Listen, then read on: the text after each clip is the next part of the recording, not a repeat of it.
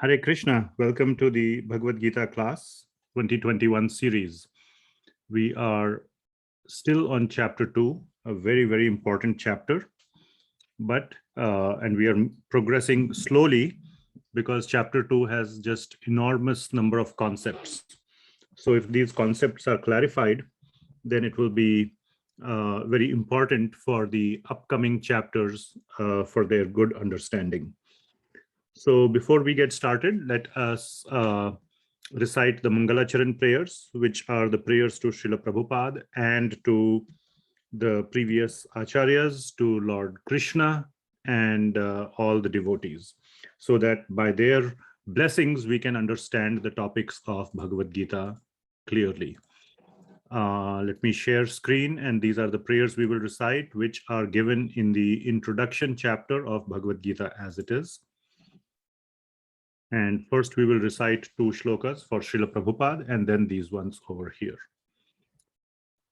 Nama Om Vishnu Padaya Krishna Pristhaya Bhutale Srimate Bhakti Vedanta Swami Niti Namine Namaste Saraswati Deve Gauravani Pracharine Nirvishesha Shunyavadi Paschatya Deshatarine Om Ajnanatimirandhasya Jnananjana Shalakaya Chakshurunmilitam Yena Tasmai Shri Gurave Namaha Shri Chaitanya Manobhishtam Sthapitam Yena Bhutale Swayam Rupa Kadamahyam Dadati Swapadantikam Vandeham Shri Guru Shri Yuta Padakamalam Shri Gurun Vaishnavamscha Shri Rupam Sagrajatam Sahagana Raghunathanvitam Tam Sajivam Sadvaitam Savadhutam Parijana Sahitam Krishna Chaitanya Devam Shri Radha Krishna Padan Sahagana Lalita Shri Vishakhan Vitamscha He Krishna Karuna Sindho Dinabandho Jagatpate Gopesha Gopika Kanta Radha Kanta Namostute Tapta Kanchana Gaurangi Radhe Vrindavaneshwari Vrishabhanu Sute Devi Pranamami Hari Priye Vanchakalpatarubhyascha Kripa Sindhubhya Evacha Patitanam Pavanebhyo Vaishnavebhyo Namo Namah Jaya Shri Krishna Chaitanya Prabhu Nityananda Shri Advaita Gadadhar Shrivas Adi Gaura Bhakta Vrinda Hare Krishna Krishna Krishna Hare Hare Hare Rama Rama Rama Hare Hare. Srila Prabhupada ki jai. All right. So we are going to continue our journey on chapter 2.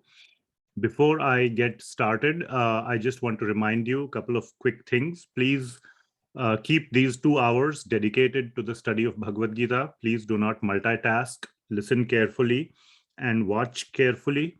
In the previous series that we used to we did not have the sort of the whiteboard or the Jamboard. Now I'm trying this new method to engage both the ears and the eyes in the class so that you can look as well as listen. So please pay very careful attention. Find a nice quiet place with the book, Bhagavad Gita as it is, and ask questions early on, post them in the chat or raise your hand, and keep yourself muted so that there is no disturbance. And also in the Zoom, please put your full name. If it has a name like iPhone or Galaxy or some other, just the first name, like Rahul or whatever, Amit, please put your last name as well so that we can know who all has joined, because there are many people with the same first name or same last name. So having said all that, let us continue our journey into the Bhagavad Gita, chapter 2, and just a quick recap. So of where we are, because this is important.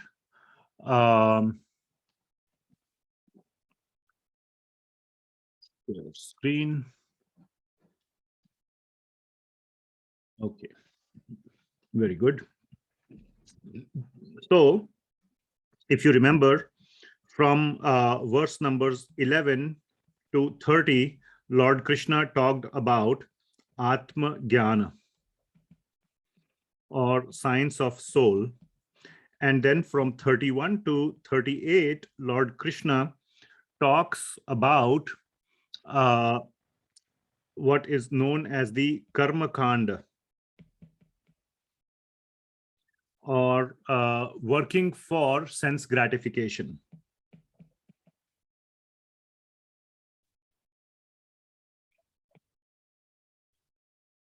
So Lord Krishna says you must fight so that you can win. It was all about duality and working for duality, working for one side of duality. So work for one aspect or one side of duality, which means for things like victory, happiness, honor, etc. And there is always a flip side to these things. Victory, the flip side is loss or defeat. Happiness, the flip side is misery, distress, sadness. And honor, flip side is dishonor. And other things as well, like pious actions versus sinful actions, etc. So for one side of duality is what Lord Krishna asks Arjuna to do. Now, so this is what is known as Karma Kanda, and we went into great detail last time. But the purpose of Karma Kanda is to elevate one's self from Karma Kanda to sakama karma yoga. That is the purpose. And the difference between Karma Kanda and sakama karma yoga is in Karma Kanda, you just keep going around in a circle.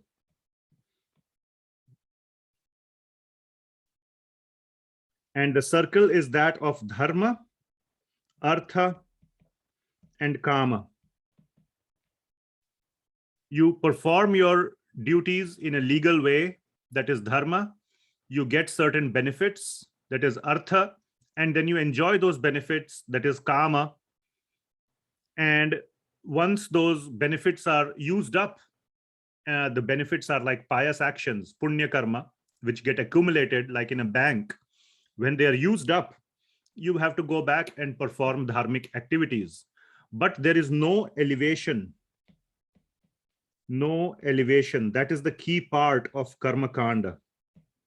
No elevation, or I should say no spiritual elevation. And in other words, I can say no yoga. There is no yoga or spiritual elevation. Whereas in sakama karma yoga, there is the word yoga. As you can see, this Karma Kanda is not called Karma Kanda Yoga. It is just called Karma Kanda. And sakama karma yoga is also the same thing, the same cycle, but you keep progressing towards dharma, artha, kama, and you keep progressing towards moksha, which means that you, in this sakama karma yoga, the main difference is that you increase your regulation. There is an increment in regulation. You keep doing, you keep getting elevated. And the purpose, so this is the what. The what is that you increase your regulation, and the why is for spiritual elevation.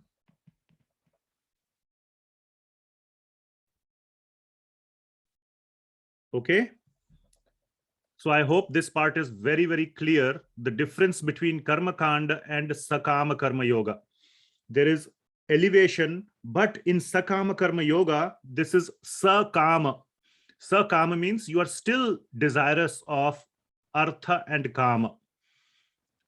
You are trying to go towards spiritual elevation, and the highest level of that is Nishkama Karma Yoga, where there is absolutely no desire for any sense gratification. Till one reaches that point, it is Sakama Karma Yoga. So it is a gradual progression from Sakama Karma Yoga to Nishkama Karma Yoga. So this is what we had largely discussed last time. And we can kind of represent it in a sort of a like a graph. Here, if you say it is Karma Kanda, and here it is Nishkama Karma Yoga. Nishkama, oh my God.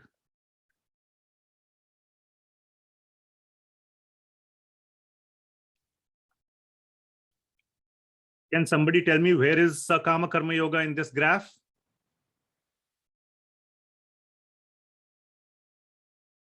In between. In between where? Over here? No, not in between. That is dividing it into half, this angle. In between. Okay. Okay. Again, I don't want to get into geometry, but what I want to say is that this whole portion from here all the way to here is sakama Karma Yoga.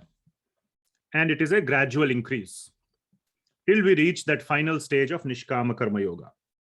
So that is what we discussed largely last time. And we spent a lot of time discussing about what is one's dharma, what should one do. The varnashrama dharma is at the material level for this gradual increase or progression. And from the spiritual angle, it is Bhakti Yoga. So all that we had discussed. Now, Lord Krishna is, we discussed that these were the two sections that we discussed. Atma Jnana Yoga so far, and the Karma Kanda section was the one that we discussed. Now, what is the connection to the next section? I want to show the connection. So the next section goes from 39 to 53. And this section is about Nishkama Karma Yoga.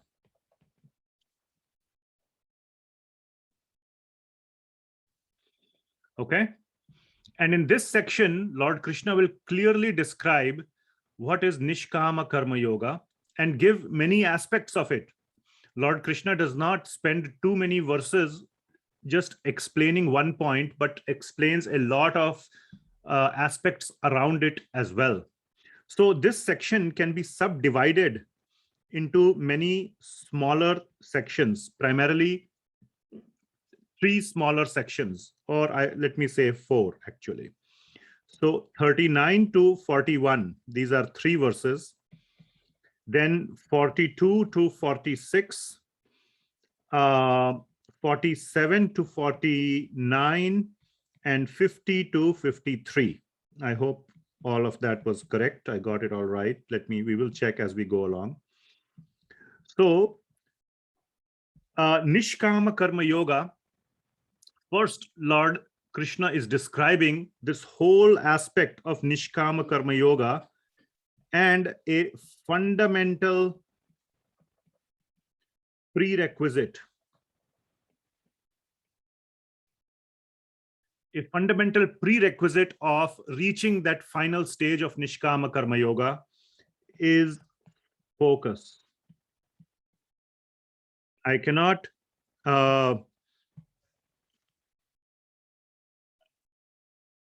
emphasize enough how strongly Lord Krishna stresses on the aspect of focus, single-minded focus.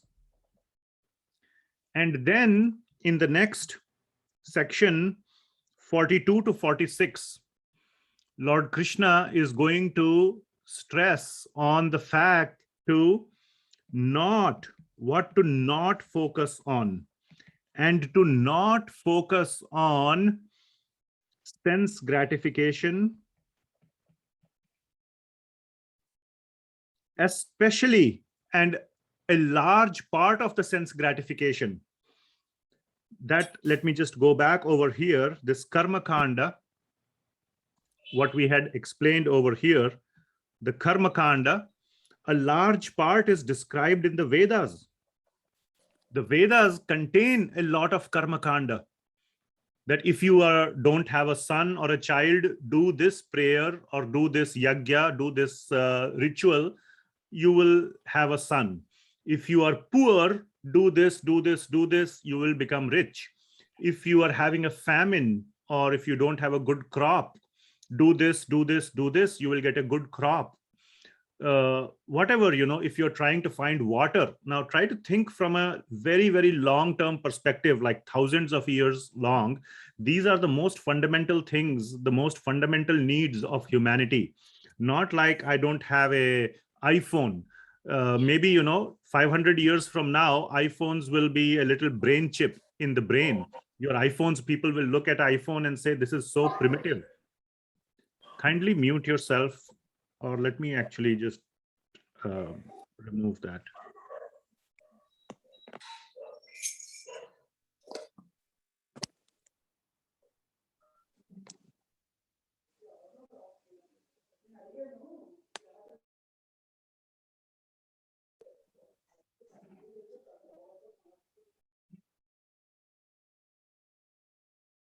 Can you please mute yourself, whoever is unmuted, and do not unmute again?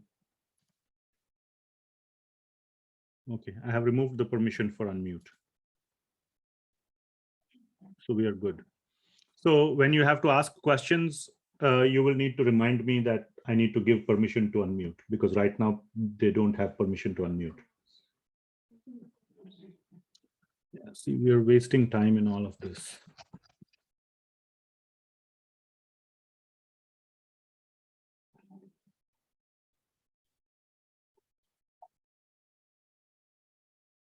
Okay. Sorry, where was I? Can somebody remind me?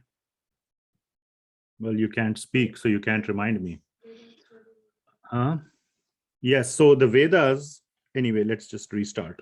So the Vedas are having a lot of the component in the Vedas is Karma Kanda. Yes, and I was explaining about rain, and yes, these are some of the fundamental needs of humanity. And the Vedas have all these processes or rituals described so that one can get these arthas, perform the dharmic activities, which is performing the rituals, get the benefit or artha, and enjoy, which is kama. And that is where the Vedas end. I shouldn't say that, I take that back. That is a large part of the Vedas, and many people limit the understanding of the Vedas to just that. The Vedas go beyond that as well. But the Bhagavad Gita is providing the essence of the Vedas. So the Vedas are, so if this is our Vedas, a large part of the Vedas is Karma Kanda. And then in the rest of the Vedas, there is Jnana Yoga,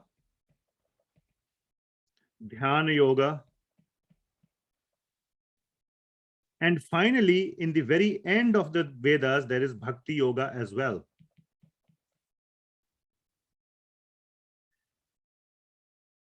But by the time people reach that point, they never reach that point in the Vedas, or if they reach, they forget, they pay very little emphasis to it because they treat all of the Vedas as equal. Whereas the Vedas say absolutely that the conclusion of the Vedas is what is most important, which is this portion. And this portion is what the Bhagavad Gita focuses on. And Lord Krishna will say that exactly in these upcoming verses. That do not focus on all the rest of the portion of the Vedas. Leave it alone. Don't worry about Karma Kanda. This Karma Kanda is what Lord Krishna talked in verse numbers 2.31 to 38. And then he turns around and says, don't worry about it. Ignore those portions of the Vedas. You just focus on the last or the conclusion portions of the Vedas. So this is the connection between the upcoming verses, and this is the second part of the subsection that I was describing. Do not focus on sense gratification, especially as in the Vedas. That is also sense gratification. The sense gratification just does not mean today's understanding of sense gratification, like you go to a nightclub and or you go to a bar, or you go to a, those are just the sort of the today's modern ways of sense gratification. But even at a mega level, there is many ways of sense gratification, like just praying to some devi or devata, getting a good crop, getting a good uh, um, um, or a good return in the business or whatever, and then you can enjoy all kinds of things from that kind of all sense gratification is possible. So to not focus, especially as in the Vedas. Then the section from 47 to 49 is the core aspect or the core description of Nishkama Karma Yoga. I'm just going to use the acronym here, NKY. Please understand this means Nishkama Karma Yoga. And the last section describes the benefits of Nishkama Karma Yoga. So these are the 4 sections into which this larger section of Nishkama Karma Yoga is being broken down into. So today's goal or today's my aim is to complete this section, which is 39 to 53. And if time permits, we will go into the final section, which is 54 to 72.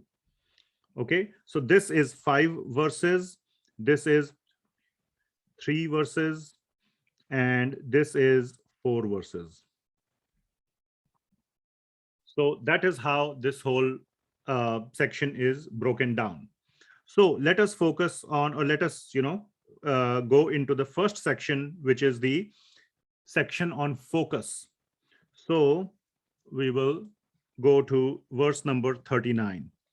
So 2.39, we will start. So the verse goes something like this: Esha te bhihita sankhye buddhir yoge tva imam shrinu buddhaya yukto yaya partha karma bandhana prahasyasi.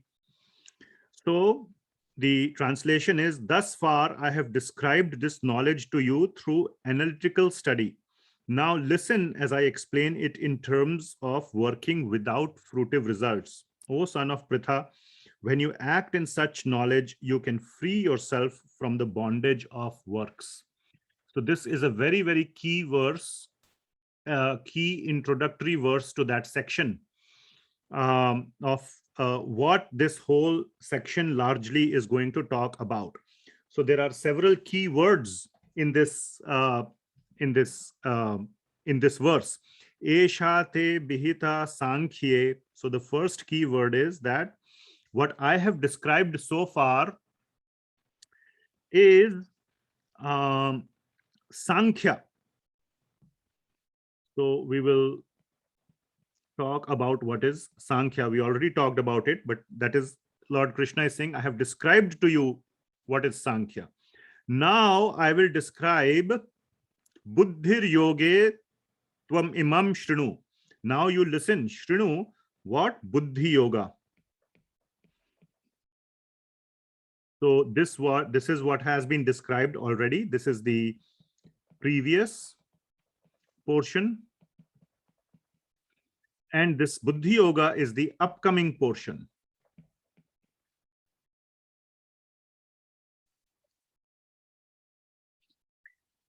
Buddhaya yukto yaya partha karma bandhana prahasyasi. So buddhaya yukta. So yukta. So yukta is another word, buddhaya. That is another word we will talk about. And then karma bandhana.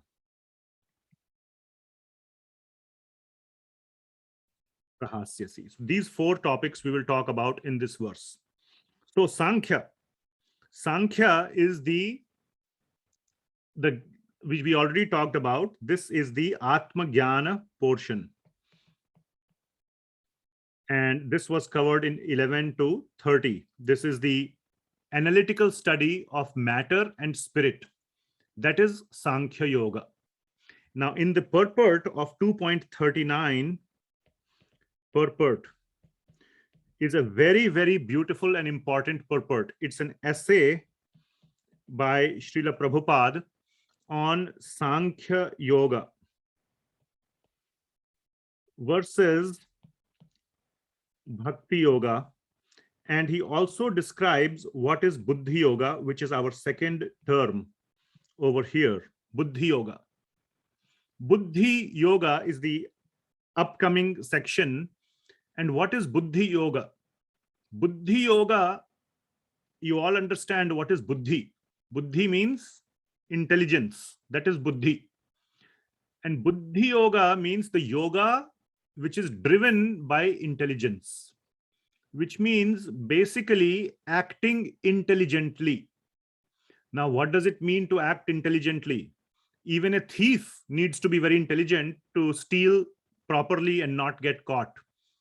So everybody has to have intelligence. Even a cat has to be intelligent to catch the mouse. It has to come very slowly and very quietly so that the mouse does not run away. So there is intelligence all over the place. But what is Buddhi Yoga in terms of this verse or this section of Bhagavad Gita? What it means is applying your intelligence to see what is best for me. Looking at our overall lifespan and seeing that, yes, am I making progress in my life, or am I in this sort of a rat race, or what is that other thing called? A wheel, a spinning wheel on which an animal keeps running. Now I have no permission to unmute. So it's called, somebody can post it on the chat maybe. Hamster wheel, yes. So that's right. So, you're so that one realizes one is not in this hamster wheel of dharma, artha, kama, dharma, artha, kama, dharma, artha, kama. And this is a never ending cycle. And when one realizes that, one begins to elevate, one begins to regulate or diminish, reduce his sense gratification and go towards spiritual elevation. That is Buddhi Yoga, applying your intelligence in a long-term direction. And Srila Prabhupada is going even further. So let me go take the next slide. Buddhi Yoga. Srila Prabhupada is giving us a very, very fast track understanding of Buddhi Yoga, which is Bhakti Yoga. So in Srila Prabhupada's purports, Buddhi Yoga is equal to Bhakti Yoga. Because why is that the case? Because Bhakti Yoga is the most intelligent thing to do, especially in Kali Yuga. Why one should waste his time in this? We had discussed, I think, in the last class, this long process, many lifetimes. Bahunam Janmanam Ante, 7.19. And then also 6.45. After Aneka Janma or Bahunam Janmanam Ante, all these people finally perform bhakti. The best kind of yogi is one who is a bhakta. Shraddhavan bhajate yomam. That was there in 6.47. We discussed all this, I think. And this is the conclusion or the best kind of yoga. And to choose the best kind of yoga is Buddhi Yoga. If I give you for the same price, copper, silver, and gold, what will you pick? They're all the same price. Or if I tell you copper is more expensive, silver is less expensive, and gold is the cheapest, which one will you pick? Obviously gold. That is just intelligent. If somebody picks copper, you will say, what a fool. He's such a fool. So that is not intelligence. So Bhakti Yoga is not only the superior or the supreme, the best, but it is the easiest. So Bhakti Yoga is best and easiest. So therefore, the intelligent choice is Bhakti Yoga. And therefore, Bhakti Yoga is the same as Buddhi Yoga. But Lord Krishna does not explain this directly in the second chapter. This explanation is not present in second chapter. It comes much later in 10th chapter. and especially verse number 10.10. I think we had discussed it, but let me show you very quickly what is Buddhi Yoga. In chapter 10, by this time in chapter 10, we are very deep into Bhakti. And in 10.10, Lord Krishna says that Tesham satata yuktanam bhajatam priti purvakam dadami buddhi yogam tam yena mam upayantite. So let us understand this verse a little carefully. That Tesham, Lord Krishna is referring to these devotees, his bhaktas, and he is also saying in the next few words, Satata yuktanam, they are always engaged. Yukta means engaged. Bhajatam priti purvakam. How are they engaged? How are they basically, what are they doing with their time, with their life? Bhajatam priti purvakam, with a lot of love. Priti purva. Purvakam means full of. Full of love, they are bhajan, doing my bhajan. Bhajatam priti purvakam. To such people, what does Lord Krishna do? Dadami buddhi yogam tam. Dadami means to give. I give them buddhi yoga. So buddhi yoga is nothing but a consequence of bhakti. Yena mam upayantite, by which they can come to me. So a bhakta does not have to know jnana or have to do dhyana. He just has to do bhakti, and then he automatically, Lord gives him the intelligence, whatever may be the case, the intelligence by which he can come to Krishna. And that is moksha. Going to Krishna, yena mam upayantite. Upayantite means they come to me. That is moksha. What else is moksha? Coming to Krishna is moksha. So Buddhi Yoga, so the point to be, that is where in 10.10 it is clarified what is the real meaning of Bhagavad Gita, of Buddhi Yoga. And Srila Prabhupada in his purports, in his translations of the second chapter, so it is not given by Krishna, but it is given by Srila Prabhupada. It is given by Srila Prabhupada that yes, this is the correct meaning of Buddhi Yoga. So that is Buddhi Yoga. Lord Krishna is saying in verse number 39, Buddhi yoge tvam imam shrinu. Now apply your intelligence, or how to apply your intelligence. Listen to me. Buddhaya yukto. You must yukta. That same word was there right there in 10.10. Satata yuktanam. Satata yuktanam. Always. Satatam means engage, always, all the time. Yuktanam means engaged. So here in verse number 2.39, also Lord Krishna is using the word yukta. So we will go back here to these four terms. 1, 2, 3, and 4. So buddhaya yukta, that's what we are talking about. Engaged with buddhi. Engaged using whatever is the best way that you have selected according to your intelligence. That is buddhi. Buddhaya yukta yaya partha.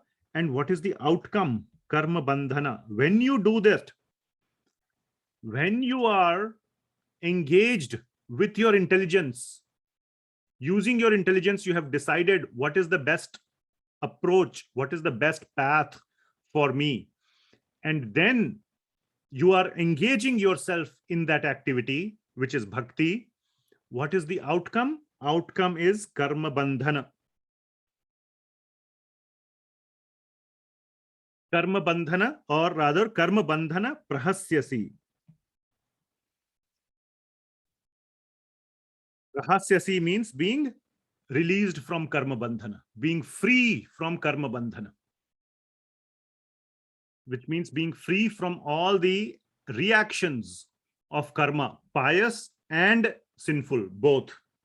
So the outcome is freedom from all pious and sinful reactions. So that is the outcome. Karma bandhana, karma bandhana, karma bandham prahasyasi. You will be released. You will be freed from all the actions or the sinful reactions, the past accumulated reactions. So the conclusion is of this verse, one should act with buddhi. If you want this outcome, number 4, then you should act with your intelligence. And the future understanding is acting with intelligence means performing bhakti, which means smart people perform bhakti and then they get freed from all the karma that has been accumulated over lifetimes. Okay, that is the conclusion. Perform bhakti, and then outcome is free from lifetimes of karma or karmic reaction. This is the summary of this verse. Perform bhakti and become free from lifetimes of karmic reaction. Okay, that is 2.39. Now I know we are on the same verse, but I just want to link this verse 2.39 to two very, very important verses in the future Bhagavad Gita. One is 5.10 and the other is 9.27 and 28. Please pay careful attention. This is the increasing order of understanding that Bhagavad Gita is giving. In 2.39, what is Lord Krishna saying? The end goal is equal to freedom from all karmic reaction. Correct? Isn't that the end goal? Karma bandhana prahasyasi. 2.39, simply Lord Krishna is saying, so this is the why you should perform our spiritual progress. The how is what is different.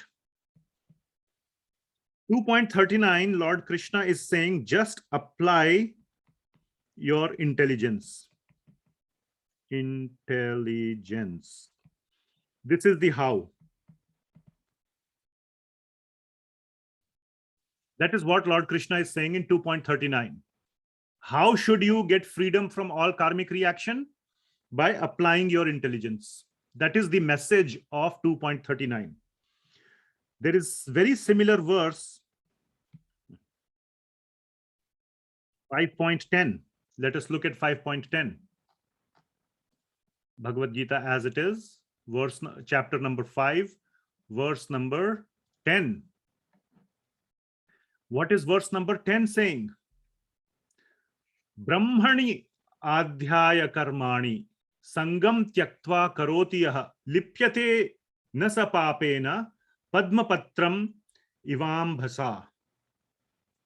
That what is the meaning? Here we said it is acting out of intelligence, but 5.10 is saying by surrendering or giving, I would say, your actions and fruits to Brahman. This is the key word, to Brahman. By giving up all your actions, all the results of the actions, the fruits of actions, etc., to Brahman. Brahman we had discussed, remember, Brahman, Paramatma and Bhagavan. So here in 2.39 is a low level of understanding. What is being said is you must just act with intelligence, but it is not being described very clearly what is that intelligence. But in the future few verses, it will be Nishkama Karma Yoga. Simply act without any desire for sense gratification. That's it. That is 2.39 and the whole section of chapter 2. But in chapter 5, Lord Krishna is elevating the understanding and saying, not only you give up the results and the work, but offer it to Brahman. Now, how do you offer it to Brahman? This becomes complex. Brahman is not a person. It is just an abstract entity. And from the Vedas, the deepest understanding is Brahman is simply Lord Krishna's energy. How do you offer it to Lord Krishna's energy? The best is to offer to Lord Krishna himself. And this understanding is given further deeper into Bhagavad Gita in 9.27 and 9.28. So we were here at 5.10 where Lord Krishna was saying, Brahmani adhaya karmani. To Brahman, give your adhaya means to give all your karma to Brahman. But in the 9th chapter, 27th verse, which is very simple to understand, you will see, because Lord Krishna is speaking at a personal level, and there Lord Krishna is saying this beautiful verse, Yad karoshi, yad ashnashi, yad juhoshi, dadasi yat. Yat tapasyasi konteya, tad kurushva madarpanam. Very clear and very simple verse. What this verse is saying, Yat karoshi, whatever you do. Karoshi means to do. Yat means whatever. Jo bhi karo. Yad karoshi, yad ashnashi. Ashnashi means to eat.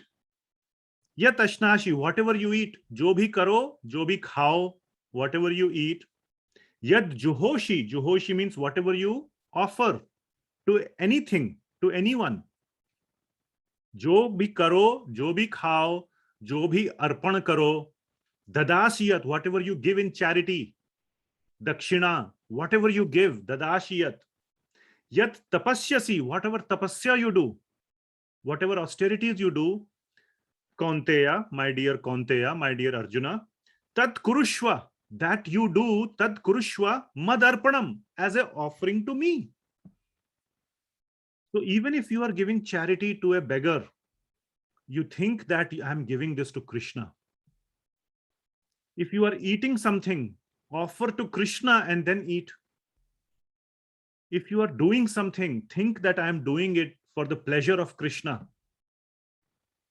Whatever tapasya you are doing, do it to please Krishna. Like this, if you do your activities, that verse is coming, what happens, what is the outcome? But he's simply saying in this verse, just do this. All your activities, do it as a mad arpanam. Mad is a very important word because Lord Krishna is referring to himself. Mad. He did not say Brahman arpanam. Tad kurushva Brahman arpanam. He did not say that. He said mad arpanam. Give it to me or do it as an offering to me. And then in the next verse, Lord Krishna says what? What is the outcome? So in this 9.27 was describing the how. And 9.28, Lord Krishna will describe why, and he will re-emphasize the why. What is the outcome if you do 9.27? What happens will be given in 9.28. And 9.28, Lord Krishna says, Shubha Ashubha Phalairevam. Whatever is the Shubha or Ashubha Phal from doing so. From doing what? Yad karoshi, yad ashnashi, yad juhoshi, dadashi, yat. That verse. Whatever you do, if there is any shubh or ashubh phal from that, mokshashe karma bandhanai. See, same word is there, karma bandhanai. You will get moksha from karma bandhana, which means you will be free from any entanglement, any karmic reaction. Sannyasa yoga yuktatma vimukto mam upaishyasi.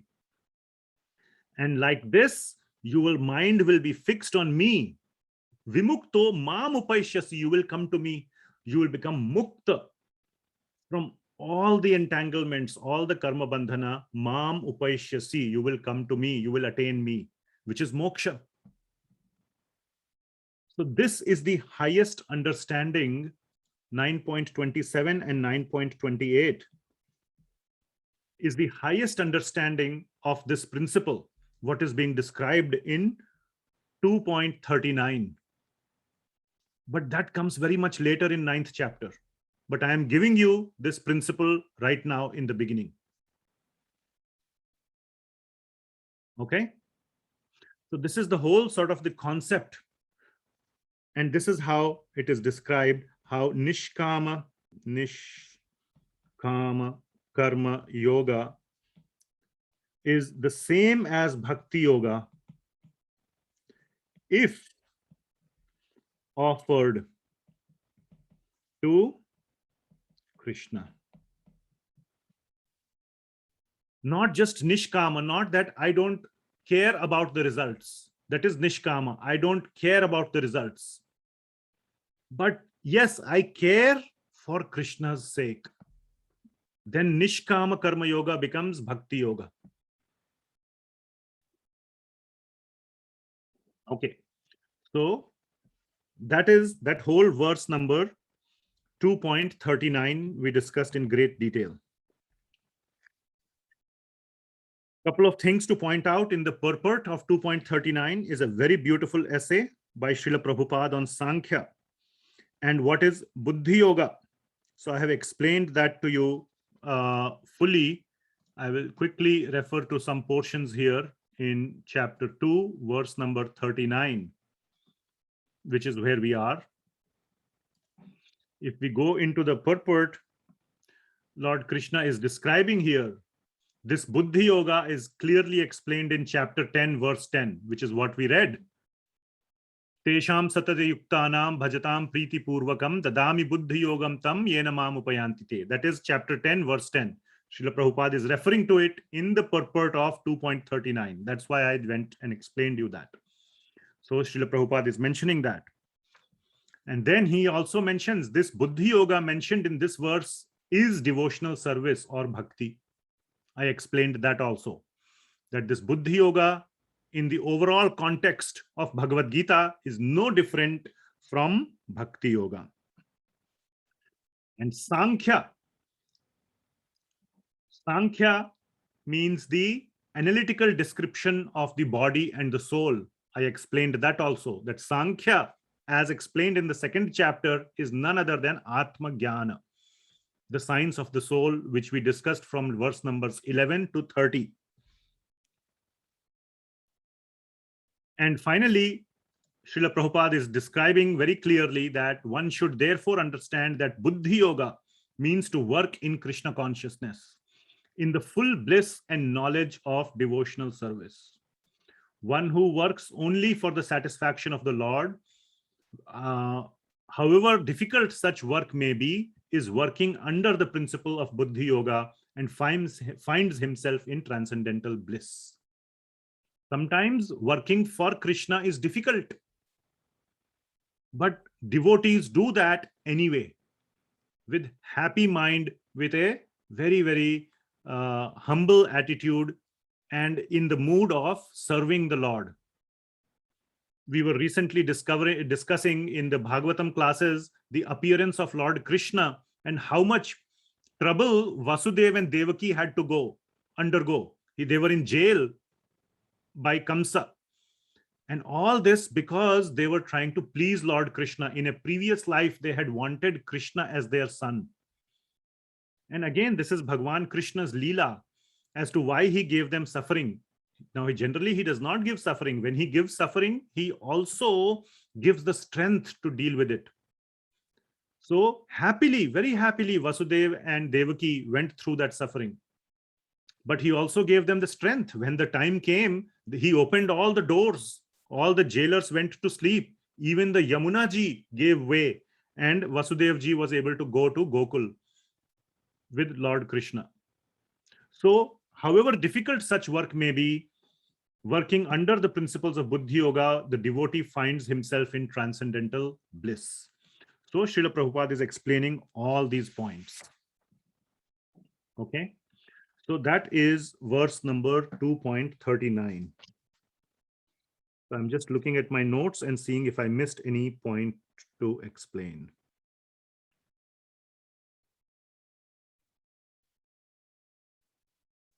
Okay, I'm going to try removing the permission or this thing. You can now unmute yourself. If you have any burning question, you can ask, or on the chat. I still don't see any questions, but that's okay. Please raise your hands or ask or put your questions in the chat. And once again, please put your full name in the Zoom so that we can know who is joined, who is present. Now 2.40. I'm still sharing the screen. Yes. 2.40 is yet another very, very important verse. And this verse goes like this. Neha bhikraman asho asti pratyavayo na vidyate swalpam apyasya dharmasya trayate mahato bhayat. The translation is, in this endeavor, there is no loss or diminution, and a little advancement on this path can protect one from the most dangerous type of fear. This is an extremely important verse that one should not get deviated. So first 2.39 was describing the importance of get rid of this. Importance of Buddhi Yoga.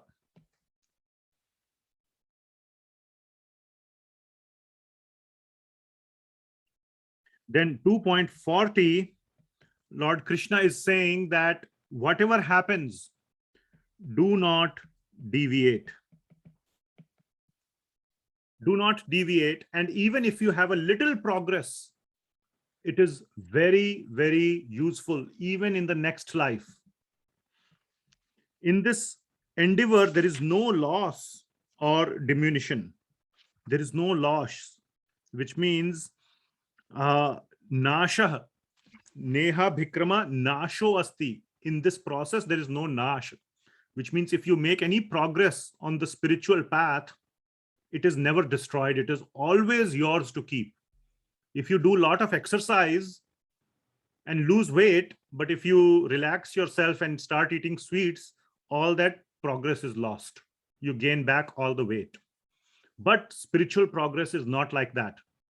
If you make spiritual progress, nobody, nothing at all ever can take it away from you. It always stays with you. If you earn money, it can be taken away. If you earn health through exercising, dieting, even that can be taken away. If you earn a good name and fame, that can also be taken away. All material things can be taken away, but spiritual progress can never be taken away. That is the essence of 2.40. There is no nash, no pratyavayo. There is no diminution. There is no reduction. Okay, in this process. Swa alpam apyasya dharmasya. In this process of dharma. So here Lord Krishna is saying in this line of dharma. But later on, Lord Krishna will clarify that this process is not just dharma, but it is bhakti. And where will that come? So I have spent a lot of time on 2.39. So I will pick up some speed. So the full understanding that this dharmasya, in this line of dharma or spiritual progress, is actually equal to bhakti. And this understanding will come in chapter 6, verse numbers 40 to 45. Arjun asks this question: what happens to somebody if he makes some progress in this life and then deviates? What happens to such a person? And Lord Krishna gives such a reassuring answer. I would say that is one of the most uplifting and reassuring portions of Bhagavad Gita. When we reach chapter 6, verse number 40 to 45, you will see how Lord Krishna gives this assurance that if you make even a little progress in this life, it stays with you. You get a human life next time, guaranteed. Guaranteed next life is human. And then you continue to make progress automatically from wherever you left off, even without you trying, automatically. And I will go very deeply into those verses, not right now, but when we reach the 6th chapter and show you the beauty of Lord Krishna's response. How beautifully, how reassuringly Lord Krishna has said that do not worry. Therefore, do not deviate. The other message is try to keep making progress.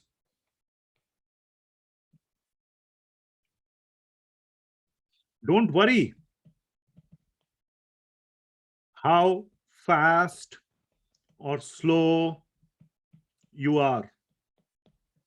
Of course, one should try to be serious and sincere, but one should not think that, oh, if I don't finish this in this life,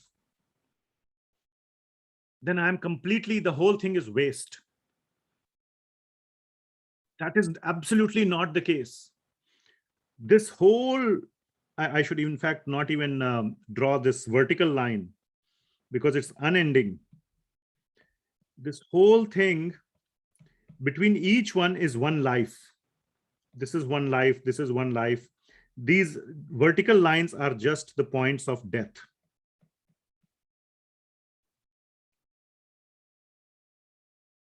These are all death over here.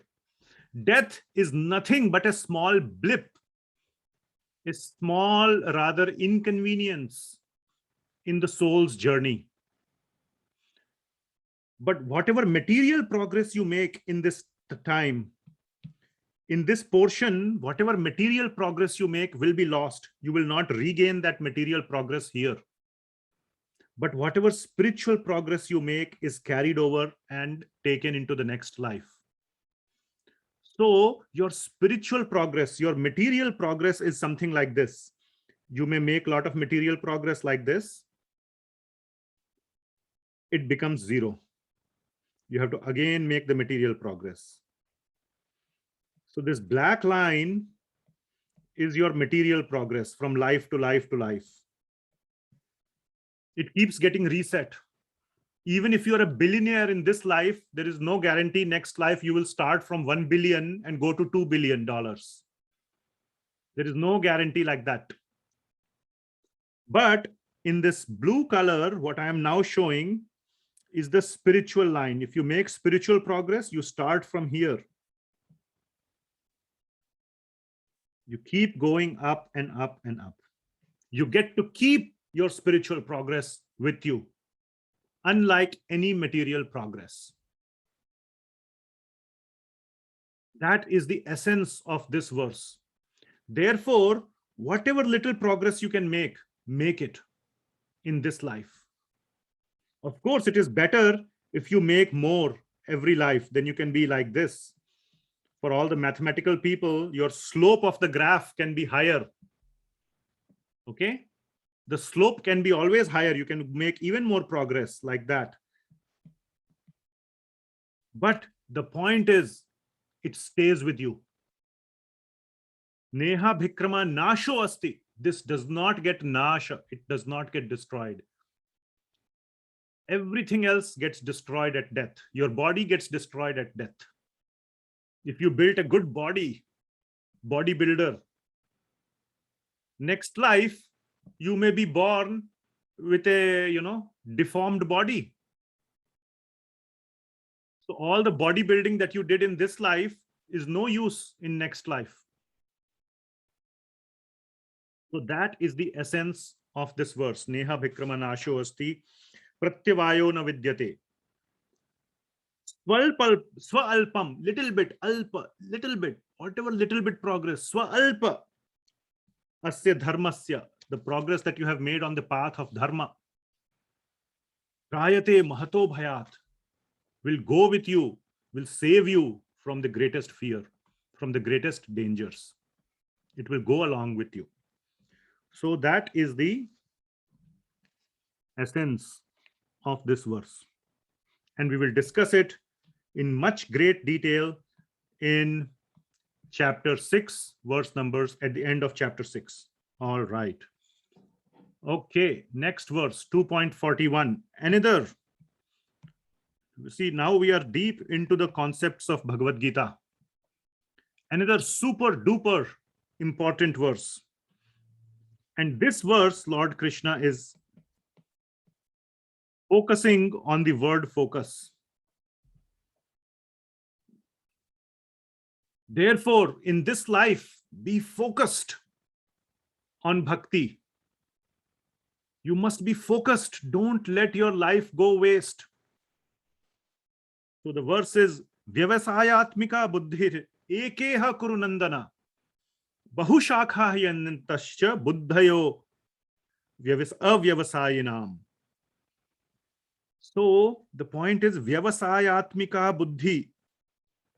One who is resolute, Vyavasayat, whose buddhi is resolute, Vyavasayatmika. His atmika is Vyavasaya, means he has a purpose. He wants to accomplish something. Vyavasayatmika buddhi. If you want to accomplish, what is the accomplishment here? Spiritual progress. Making spiritual progress. Srila Prabhupada describes Vyavasayatmika as resolute in Krishna consciousness, because that is the way to perform spiritual progress. Bhakti, Krishna consciousness is bhakti. So one who has, or one who wants, not has, one who wants Vyavasayatmika, wants to have a purpose in life. Buddhi, his buddhi is ekeha. Kurunandana is Arjun. He has a single pointed attention, just like Arjun. Remember that story with Dronacharya, when he was trying to shoot the arrow, when Dronacharya was teaching all the students.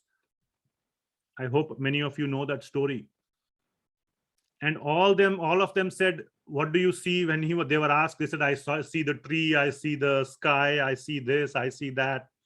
When Arjun was asked, what do you see? He said, I only see the eye of the bird, nothing else. That is ekeha, buddhir ekeha, one pointed attention, which is called focus. Ekeha kurandana. On the flip side, bahu shakha hi anantascha. Bahu shakha means many, many branches. Bahu shakha. Shakha is branch. Bahu shakha hi anantascha buddhayo avyavasayinam. Unki buddhi, their buddhi is avyavasayinam. They are like, they don't have any purpose. They want this, aaj ye chahiye, kal wo chahiye, kal wo chahiye, aaj ye jana hai, ye karna hai, wo karna hai, wo karna hai, wo karna hai, wo karna hai. They are all over the place. And they don't get anything in life.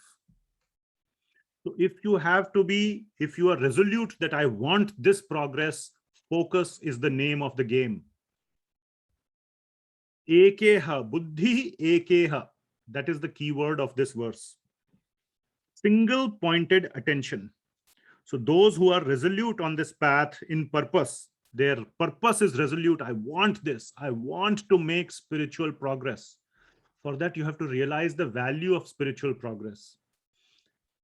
And for that, one has to realize that this world is full of misery. A very, very beautiful verse is coming in 2.44, that those whose lives are very easy, full of pleasure, they don't get this realization why I need to make spiritual progress. अरे सब कुछ ठीक तो चल रहा है, मौज मस्ती कर रहे हैं, भगवान का नाम क्यों लेना है? So for such people, it is very hard to realize that spiritual progress is my purpose. And because they do not have that purpose, their mind is everywhere. Today I have to go to movie, tomorrow I have to go to Hollywood, Bollywood, or Disneyland, and then I have to go do this, then I have to go there, then I have to go to the bar, then I have to go here. All eat, drink, be merry, khao, piyo, mast raho. Bindas. So in such people, this realization is very hard. It's not impossible, but it is very hard. And Lord Krishna pretty much says that in 2.44. So I'm just connecting that to this section that there are category of people who don't care. And you know now why they don't care. And therefore, you should be happy that if you are not like them, you are not a Bill Gates or Jeff Bezos, who just wants to enjoy with young women, go to space and, do all kinds of things because they have just too much money. It's good that one doesn't have all those facilities to enjoy material life, because then one gets the impetus to make long-term progress in this life towards spiritual goals. Okay, so anyway, coming back to 2.41, the emphasis is focus, single pointed focus. Life is too short, this one human life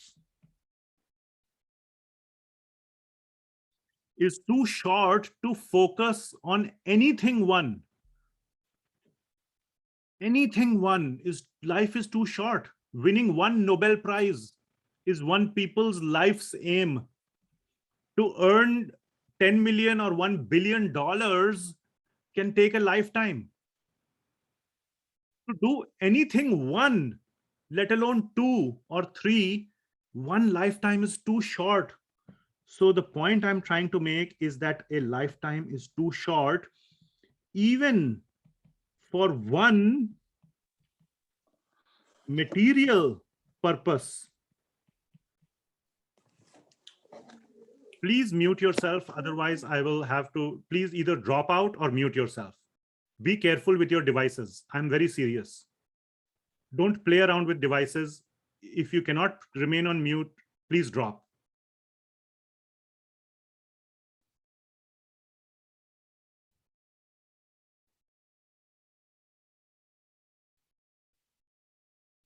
So even for material purpose, and by the way, it's perfectly fine to unmute to ask a question, but it is the carelessness that I'm talking about, that you're fiddling with the device and it gets muted, unmuted, muted, unmuted. It is just disturbing to me.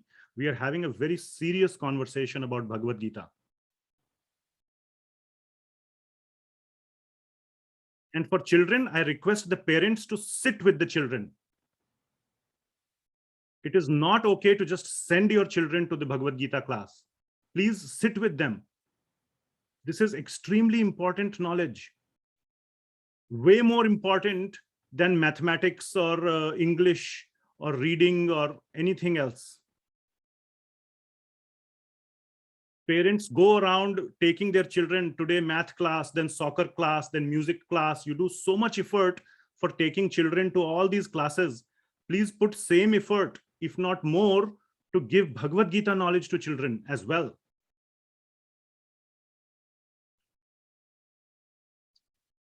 So human life is too short even for one material purpose to achieve, let alone a spiritual goal.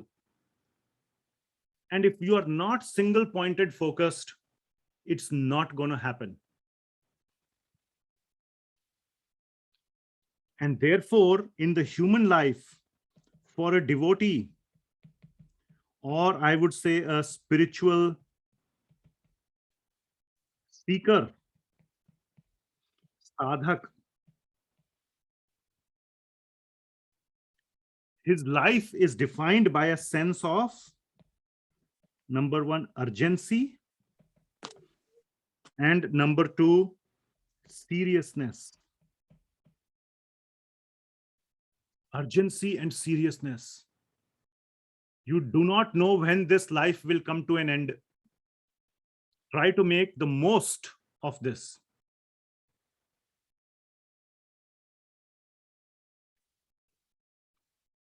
So for a sadhak is very serious in his spiritual purpose. And there is a sense of urgency. So this 2.41 is talking about that. And the sense of purpose comes from Bhagavad Gita. Where do you get the purpose for a sadhak? For many people, Bhagavad Gita is the place. The Vedas have thousands and tens of thousands of verses, and it is not possible in this short human life to understand all of them. Bhagavad Gita has only 700 verses, yet it takes many, many readings to understand it. Many times you have to read it. So many people that are joined on this Zoom call, this is their third time, fourth time doing this class, this batch. It re-emphasizes the understanding slowly and slowly. I have been teaching these classes for over 12 years. I cannot say that the whole Bhagavad Gita I have understood. Every time I read and prepare for these classes, it gets refreshed, it gets reinforced.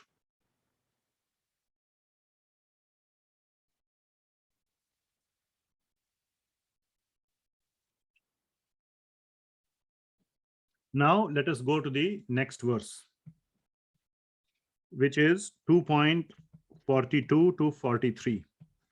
So now this is the next section, by the way. So this is the section from 2.42 to 46.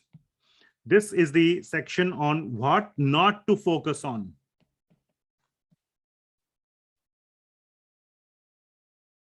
And the first part will be 42, 43. And what not to focus on is sense gratification.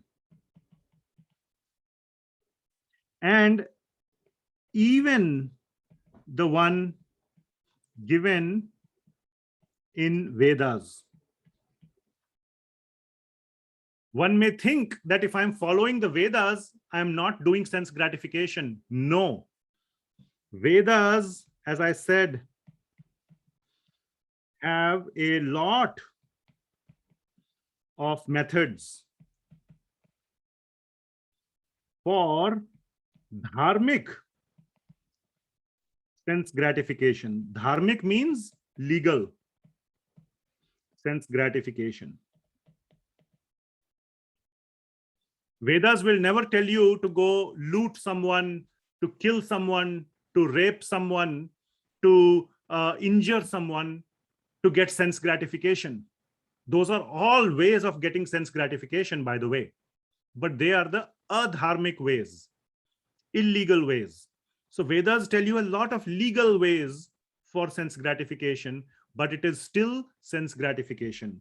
It is still this hamster wheel of dharma, artha, kama. And that is what is given in this section, that do not focus on that. So 42, 43.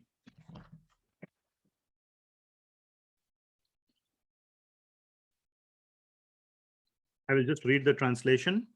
Men of small knowledge are very much attached to the flowery language of the Vedas, which recommend various fruitive activities for elevation to heavenly planets, resulting in good birth, power, and so forth. Being desirous of sense gratification and opulent life, they say that there is nothing more than this.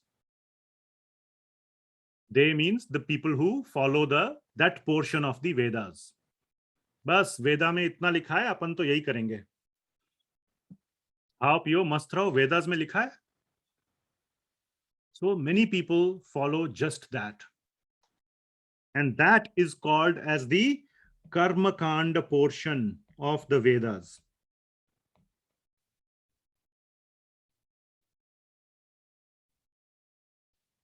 And Srila Prabhupada is saying that right here in the purport of 2.42.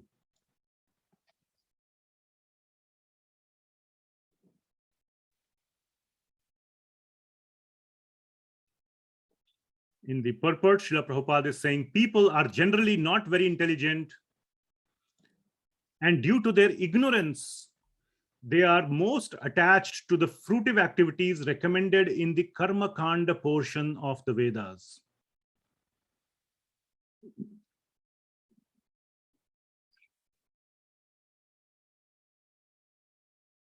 Okay, so that is the problem with the Vedas.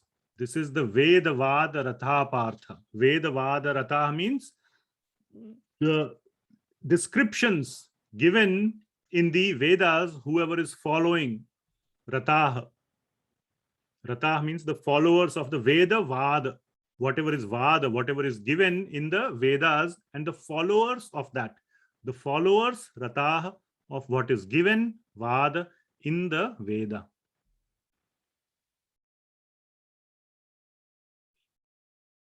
They are just Kamantaha, Kamatmanah. All they want is Kama. Masti chahiye, masti karna hai apne ko. So Vedas tell you legal ways of doing that. And they just follow that much and forget the rest of the Vedas. That is the problem.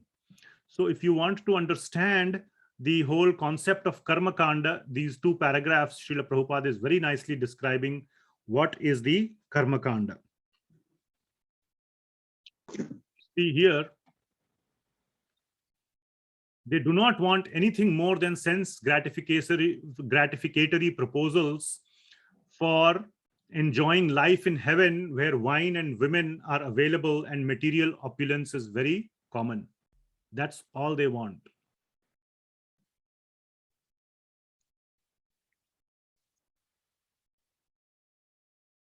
So the main point is of this whole section is that even though one may be following the Vedas,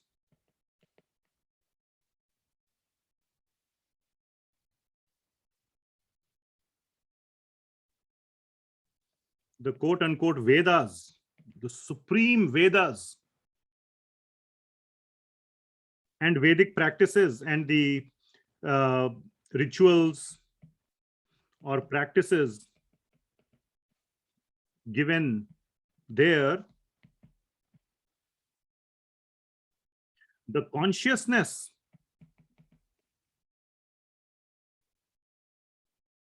that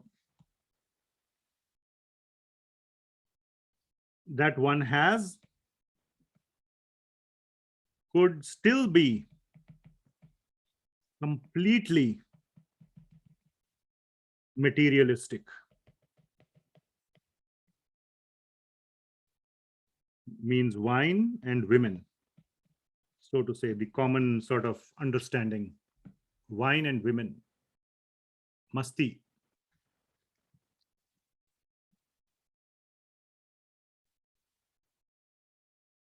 So one must not. Now Vedas also give the essence. The purpose of the Vedas is not this. So I don't want to say that the Vedas are a bad book. No, the purpose is to understand. So what is the purpose of the Vedas?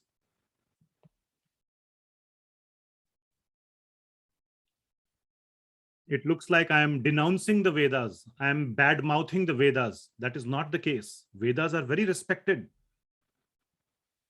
But as I had explained, a large part of the Vedas is Karma Kanda. And there are portions which are the various yogic processes: Karma Yoga, Jnana Yoga, Dhyana Yoga, and Bhakti Yoga. They are all also given. And the purpose is that one, when he is in this portion of the Vedas, in the Karma Kanda, he begins to get enjoyment. Wow, this is nice. This is nice. Let me see what is there more. I want more. So he needs to go further in the Vedas. The idea of the Vedas is to move them forward. What's there on the next page? Abhi itna acha lag raha hai, to aage to aur bhi acha lagega. If this part is so good, if this is, let's say, chapter 1, 2, 3, 4, 5, 6, 7, 8, 9 of the Vedas, chapter 2 is so nice. Chapter 3 is so nice. I'm getting so much sense enjoyment, so many benefits. Let me go to the next one. Let me go to the next one. The process is to inspire the reader of the Veda and the follower of the Veda to keep moving forward.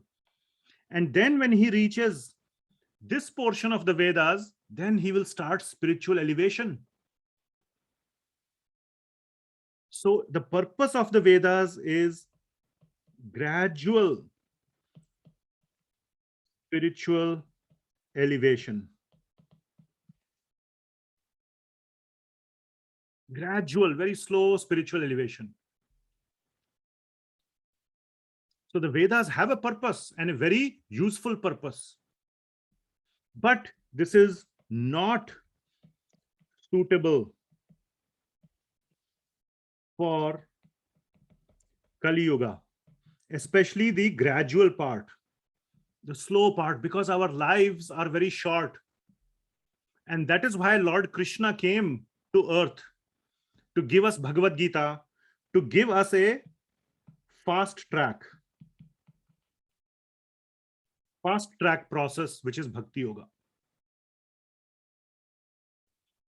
So Bhagavad Gita is there in Vedas, or the message of Bhagavad Gita is very much there in the Vedas, but it is in the very much end, and people generally don't reach there.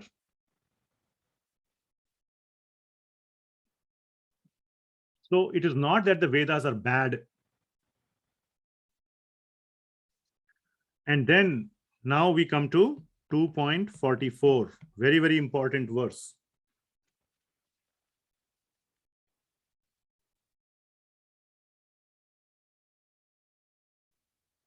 .44 is extremely important verse. Those who are doing Bhakti Shastri, which is a much deeper course on Bhagavad Gita and 3 other books which we do separately for very sincere and serious students, and there you have to give tests, you have to do homework, you have to memorize some of the verses, all group discussions, all those things are there in that.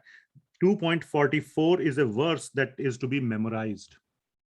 And what does this verse say? Bhog aishwarya prasaktanam tayapaharta chetasam. Bhog aishwarya prasaktanam means that one who are too attached, asakta, asakti is attachment. So prasaktanam, who are too attached to what? Bhog aishwarya. Bhog, bhogna hai, sukh bhogna hai. Aishwarya, too much name, fame, aishwarya, too much, I want this, I want that, everything I want to enjoy. Bhog aishwarya prasaktanam tayapaharta chetasam. And the mind is just completely engaged in that. Uske alawa kuch samajh mein nahi aata hai. Enjoy, enjoy, enjoy, enjoy, enjoy.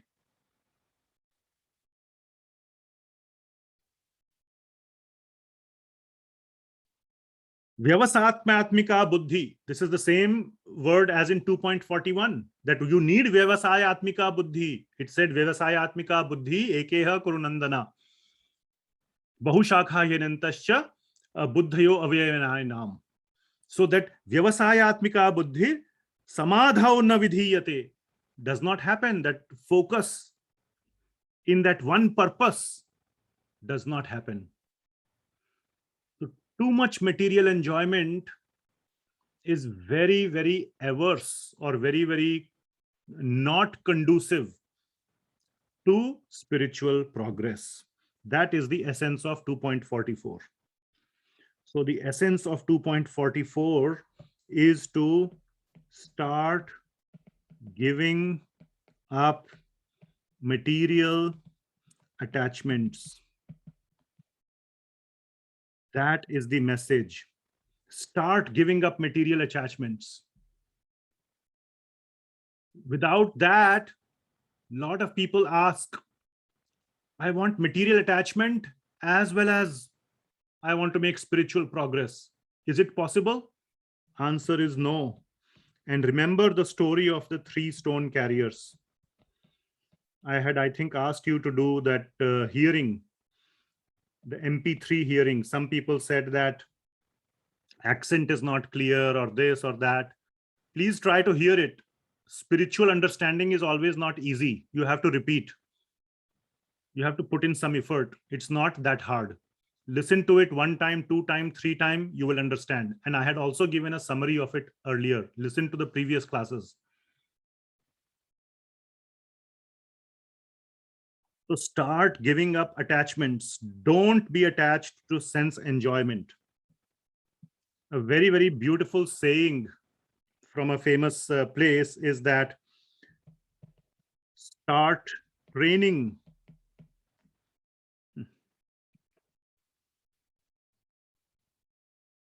your mind to let go of everything you fear to lose.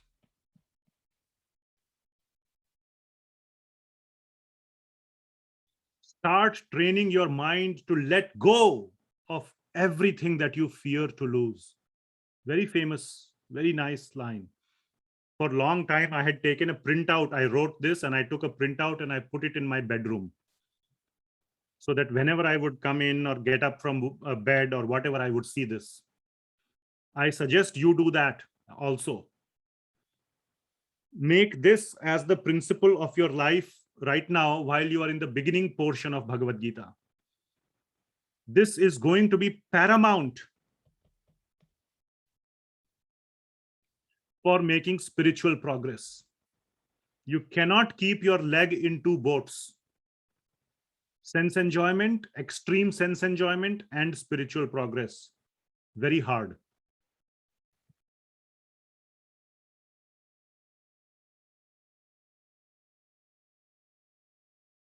And then in 2.45, Lord Krishna says, Traigunya Vishaya Veda. Again, he refers to the Vedas. The Vedas deal mainly with the subject of the three modes of material nature, the Satgun, Rajogun, and Tamogun. O Arjuna, become transcendental to these three modes, be free from all dualities and all anxieties for gain and safety, and be established in the self. So we will not go too deep into this one, but Lord Krishna, again, in the interest of time, what Lord Krishna is saying, that the Vedas talk about all these things, how to make gradual progress by realizing the three modes and then to rise above the modes and so on. That rising above the modes, we will deal with the three modes. We will deal with in chapter number 14. In detail, we will deal with it, rising above the modes. Okay? So that is the point, is that the Vedas describe it in great detail and it's a very slow progress. But Lord Krishna is advising something different in 2.46.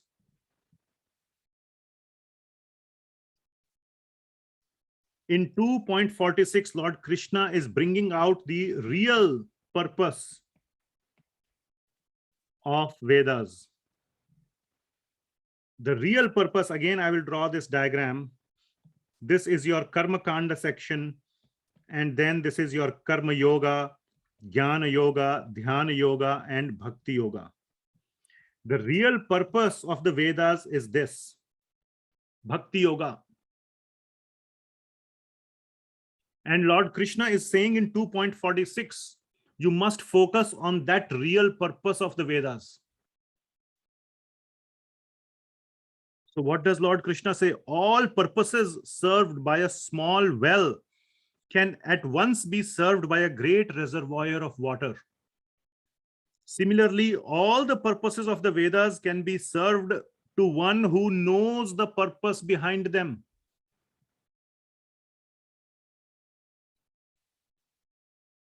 Tavan sarveshu vedeshu brahmanasya vijanataha. Vijanataha, jo janata hai. What does he know? The purpose of the Vedas. Tavan sarveshu vedeshu brahmanasya. Brahman means the Brahman. The purpose is the Brahman, or to achieve the spiritual knowledge,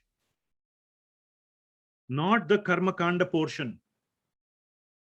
So Lord Krishna is saying, do not go through the gradual progress. Just focus on the purpose of the Vedas. Because by knowing the purpose, all this will be achieved. If you know the conclusion, the rest will automatically be known.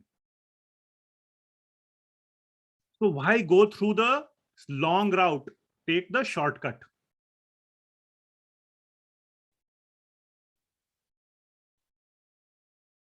Okay. So that is the point Lord Krishna is making. That all the purpose of the Vedas, Tavan Sarveshu Vedeshu, Lord directly is referring to the Vedas, Sarveshu Vedeshu. One who knows the purpose, Brahmanasya Vijanataha. What does he do? He just follows the purpose. So Lord Krishna is saying that in 2.46. So that concludes the next section or the subsection of the second chapter. So at this point, I want to stop and take questions and see where. So 47 to 49 is the core description of Nishkama Karma Yoga, which as of chapter 2 is the primary spiritual guidance given by Krishna. Later on, he will reveal that there is a higher understanding called Bhakti Yoga. But as of now, Nishkama Karma Yoga is the spiritual step on the ladder. And that is why 47 to 49 is that section. And 47 is this very, very, very, very, very, very famous verse, Karmanyeva adhikaraste ma phaleshu kadachana ma karma phalaheturbhur ma te sangostva karmani. So we will cover that. That's the next verse we are going to cover. So let us deal with questions, and there will be plenty of opportunity to ask questions tomorrow as well. So please, those who want to engage in a lot of Q&A, please come again tomorrow. For those who are living in India, it is today night, and engage in Q&A. See, I'm covering the theory in great detail for your benefit. And it takes time to cover the theory in detail. So, we both need to invest the time, you and me. So, and question answers are also important. So let's see. I don't see anybody has raised their hands in the chat. So that is fine. Let me take the questions that have come in the chat.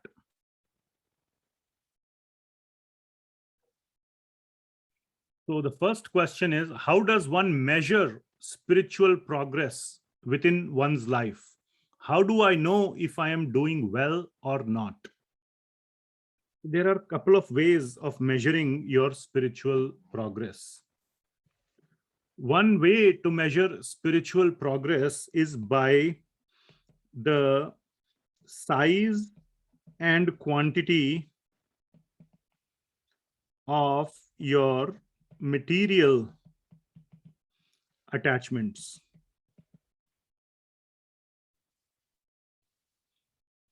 Are they increasing or are they decreasing? Usually the propensity or the desire for material sense gratification, attachments or sense gratification, I will say, keeps going up and up and up and up. Okay? But if it is going down, it means you are making spiritual progress. The second sign is by the size and quantity of your attachment to Krishna. How much of your desires, today I want to read Bhagavad Gita. Oh, I want to read another book about Krishna. Oh, there is this nice kirtan about Krishna. I want to go there and engage my mind on that. Oh, I want to hear this, or I want to think about Krishna. I want to make a nice preparation for Krishna. And we will discuss during the Bhagavad Gita how to engage 24/7. It is possible to engage 24/7 in Krishna consciousness. And out of that 24/7, how much you are doing. You are doing maybe 3/7, 3 hours per day. Then it becomes 4/7. Then it becomes 10/7. Slowly it becomes 24/7. Like Mirabai, like many other acharyas, 24/7. So you can measure in many ways. Next question. If someone is doing materially well in this life, doesn't that imply they must have done well spiritually in the past life? Absolutely not. Let me copy this question over here.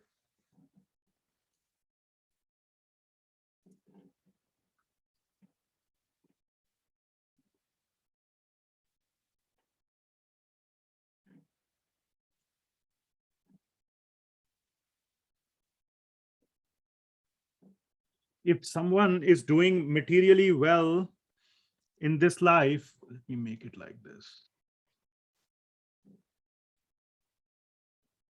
Doesn't that imply that they must have done spiritually very well in their past life?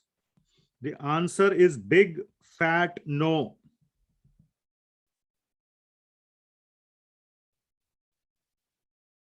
No. They must have done pious activities.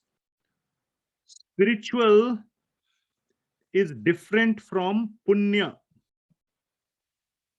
Yes, you get very well in this life if you have done a lot of punya karma. Very different from spiritual progress. In chapter 6, so I haven't even read the full question, I'm just read the first part of the question.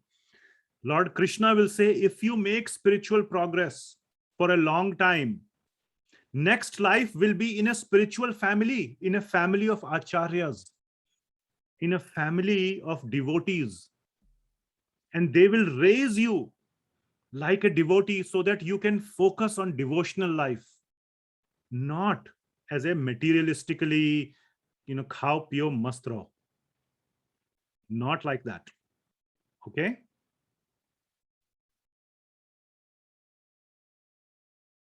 So if one is having a very good spiritual life, you can, the understanding you can have is in the past life, they have accumulated a lot of punya karma.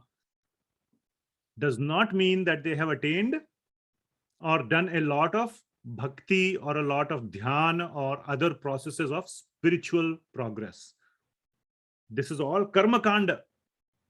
Again, dharma, artha, kama. So they're having a very nice life is artha. And they're enjoying today with this woman, tomorrow with that woman, tomorrow with that woman, in this place, that place, that place, that place. And that is kama. Because they have too much artha, because they have done too much nice dharma, dharma as in pious activities. Punya karma. How does one ensure they don't go astray in such cases when they had prior spiritual progress? So we will cover all this in chapter 6. Again here, chapter 6, we will cover this in detail. How to not go astray, how do they not go astray, etc. When you make spiritual progress, Krishna makes sure that you are protected. See, punya karma, I don't know, I must explain this more detail or not, but I hope the punya karma or pious activities versus bhakti, or I will just say sadhana. Sadhana can be any other type, jnana, dhyana, bhakti, all those are sadhana. Okay. In punya karma, you just get the result. You have to enjoy. You have to enjoy. When you do a sadhana or bhakti, Lord Krishna protects your bhakti. He makes sure that it only increases. Punya karma can only diminish. It can only diminish. Like if you have money in the bank, it can only go down. Of course, now we are not, it's an analogy, Don't tell me, oh, I can make it go up by investing in stock market or compound interest. That's not what I'm saying. Money, a pile of money just sitting on the table cannot grow. Okay, it can only go down if you use it. Bhakti, on the other hand, Lord Krishna makes sure to protect it, and he gives all the impetus for you to increase it. There is a beautiful verse in Bhagavad Gita, which we will come to in chapter 9, where Lord Krishna says, 9.31, Na me bhaktah pranashyati.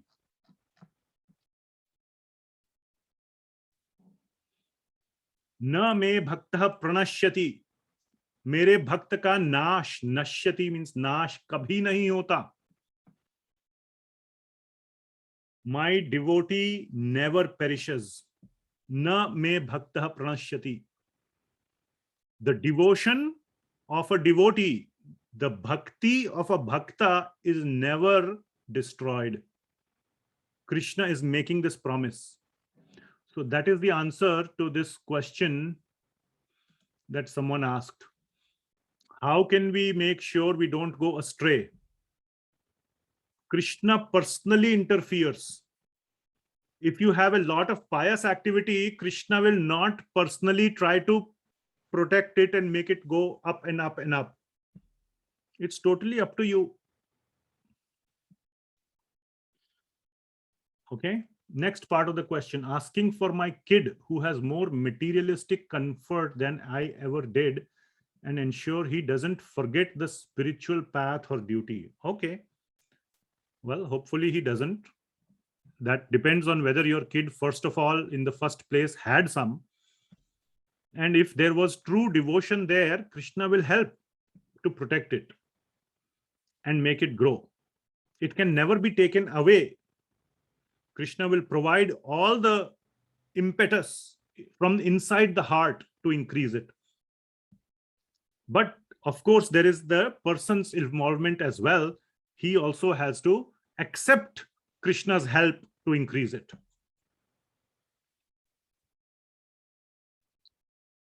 Okay, next question.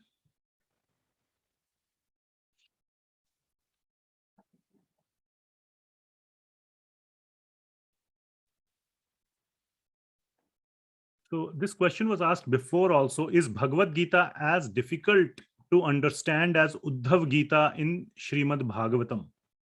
So Uddhava Gita, Lord Krishna has spoken many Gitas. And Gita means just a song. But there are glorification related Gitas. There is Gopi Gita. There is Brahmara Gita. There are so many Gitas, and there is Uddhava Gita. Uddhava Gita is given in the 11th canto of Srimad Bhagavatam. In chapter numbers, if I am not wrong, in the Srimad Bhagavatam 11th canto, chapter numbers, I think 9 to 31, I think, if I am not wrong. So that is called Uddhava Gita, or 9 to 29. Canto 11. Yes, chapter 9, after the story of Pingala, detachment from all that is material, up to chapter 31. Yes, the disappearance of Lord Krishna. This is where 11th canto ends, but Uddhava Gita ends at 29, which is Bhakti Yoga. This is where Uddhava, so this whole portion is Uddhava Gita. Uddhava Gita is actually harder, much harder to understand than Bhagavad Gita. Uddhava Gita was spoken to Uddhava ji. And the purpose of Uddhava Gita, Lord Krishna also explains to Uddhava ji, is to go and explain it to the sages, to the Rishi Munis of Badrikashram. And this is revealed in Canto 3 of Srimad Bhagavatam. The purpose of why Lord Krishna speaks Uddhava Gita to Uddhav ji, so that he can go and tell it to the sages. So the audience of Uddhava Gita is already very elevated. It is to the sages. Whereas Bhagavad Gita is meant for grihasthas, like Arjun. Anyway, long story short, Bhagavad Gita is much simpler than Uddhava Gita. I don't know what is the purpose of asking that question. Why is it important? But, because it was asked, I answered. So don't worry about Uddhava Gita right now. Just worry about Bhagavad Gita. There is a reason why all the acharyas over thousands of years, Ramanujacharya, Madhvacharya, Shankaracharya, Chaitanya Mahaprabhu, so many acharyas have focused on Bhagavad Gita. That is why Bhagavad Gita is so popular. Because it is meant for the people of Kali Yuga, and most people in Kali Yuga are Grihasthas.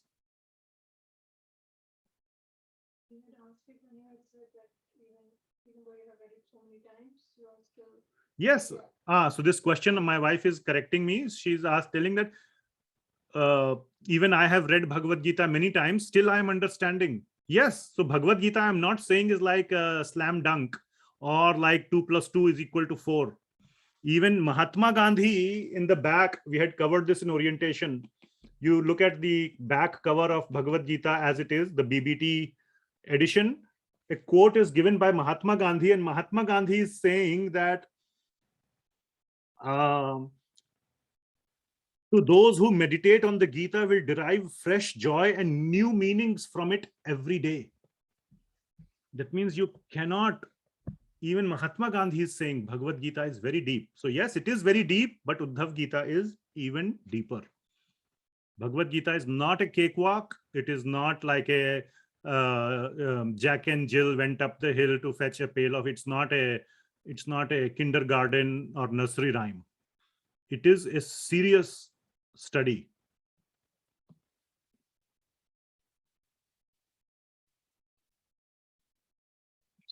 Okay, one more question. Offer everything to Lord Krishna. There are many people who always give bhog to Lord Krishna, whatever they eat or drink. Is this the way? I know many people who installed AC for the deity in the house. Is this also part of offering? Very nice question. Very, very nice question. Let me copy paste the question here.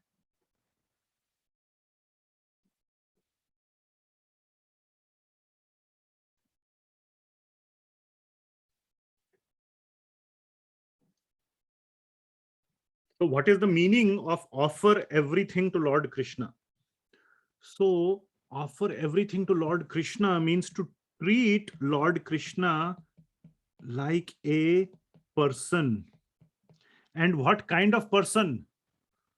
Like your servant? Like a slave? No, not like that, but like a very, very important guest. Let us say that tomorrow the prime minister of some or president of some country is going to come to your house. How would you offer something to them? If they have to stay in your house, and if it is very hot, would you install an AC in your house so that they can have a comfortable night's sleep? Yes. Would you offer nice things to them, or would you offer them basi khana, yesterday's made, or will you prepare fresh for them? So whatever according to your capacity, whatever best you can do, you should do. If you are very poor, let us say, then you can just offer water. Lord Krishna says in Bhagavad Gita, there is another beautiful verse. See, all this knowledge is awaiting to come in Bhagavad Gita. Chapter 9. So, by the way, the point I'm trying to make is it is our job to offer our best. It is not like Krishna is saying, I will get angry if you don't offer me the best or gold and silver. Krishna needs minimum. In fact, he needs zero. All he needs is your love. This very great saying, Krishna does not need or want great things, but Krishna certainly certainly wants small things with great love. That is what Krishna wants. Small things, but with great love. Krishna has everything. But when you give a little bit with great love, he likes it very much. Like a father who is a billionaire, but so he doesn't need anything from his son. But if his son shares a sweet with him, his son also can get whatever he wants. But when the son says, Papa, I have this sweet, why don't you have half? I will have half. That half sweet for that billionaire is more sweeter than the sweet factory that he may own. So Krishna certainly wants small things. So from your, Krishna is very practical. Whatever you think you can offer with love, that is what you should do. That is called Buddhi Yoga. Therefore, Bhakti Yoga, Srila Prabhupada has very nicely described, is no different than Buddhi Yoga. Apply your intelligence. That is why Krishna has given you the intelligence, not so that you can cheat someone or misuse your intelligence. Krishna has given the intelligence so that you can come up with creative ways to love him. He wants your love in new and more creative ways. So come up with more creative ways to express your love. So I was showing you this beautiful verse from chapter 9, verse number 26. He tells you what he wants, and you will see it's not much. Patram pushpam phalam toyam yome bhaktya prayachati tadaham bhakti upahartam ashnami prayatatmanaha.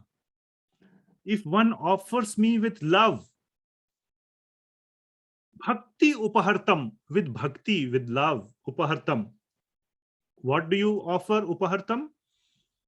A leaf, patram, a flower, pushpam, a fruit, phalam, or just water, toyam. All these can be obtained for free. If you go to any jungle, you can get water for free. You can get a small fruit for free. You can get a flower for free, and you can get a leaf for free. Anywhere in the world, no money need to be given, but with love it has to be given. Bhakti upahartam. With love, if he offers me. Ashnami. Ashnami means I will eat it. These are all eatable items: leaf, flower, fruit, or water. Ashnami, remember? Yad karoshi, yad ashnashi. Whatever you do, whatever you eat. That same ashnami means Krishna is saying, I will eat it. If you give me this with love, I will eat it. Remember the story always of what is the brother of Dhritarashtra? Vidurji. Vidurji had gone out of the house. Lord Krishna came to Hastinapur to advise Dhritarashtra or Duryodhan. Are you idiot? Don't fight the Pandavas. You will be killed. Duryodhan did not listen. Anyway, he invited Lord Krishna to come to his house, and he prepared an elaborate meal, elaborate feast. Please mute yourself. Duryodhan prepared elaborate feast. But did Lord Krishna go to Duryodhan's house? No, because he knew that in Duryodhan's heart there is zero love. He is just calling me to his house to get my benefits, to exploit me. Where did Krishna go? He went to Vidurji's house. And Vidurji was not at home. His wife was there, who was also a great devotee. And when she saw Lord Krishna, she was like, oh my God, like President has come in your house, or Narendra Modi has come in your house suddenly unannounced. What will you do? Oh my God, wait a minute. I have to clean my house. My house is so, you'll get all like a panic attack. So she got a panic attack, and then she did not have anything to feed Krishna. She had some bananas. And in her panic, she was peeling the bananas, throwing away the banana and feeding the banana peel. केले का छिलका खिला दिया भगवान को. And the Lord was happily eating that. He was saying, this is so tasty.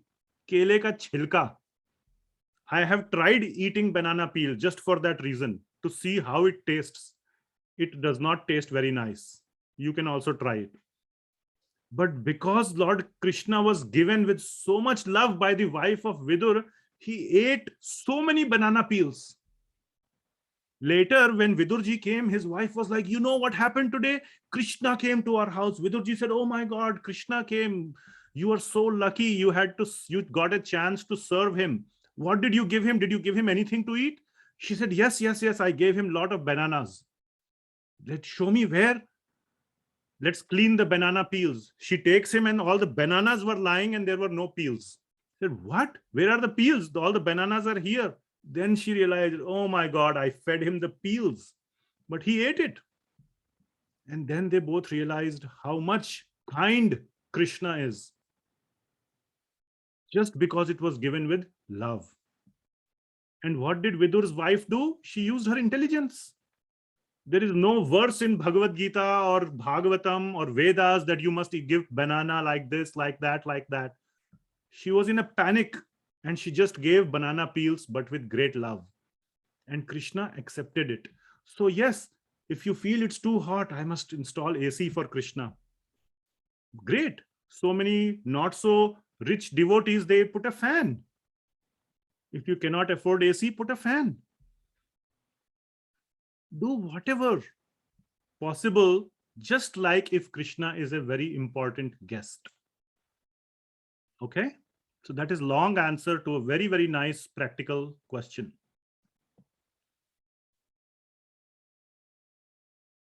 Another question is, somebody is saying, I had great difficulty in understanding Uddhava Gita when I read Srimad Bhagavatam. That is why I have joined this course to see if I can understand Bhagavad Gita. As till today, I have not found any book which can explain Bhagavad Gita in a simple and practical way. Okay, well, I hope this course explains you Bhagavad Gita in a simple and practical way. I am trying to do my best to explain it in a very simple and practical way.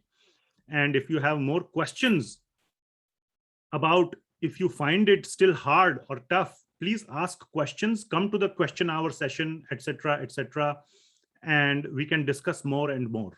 Okay.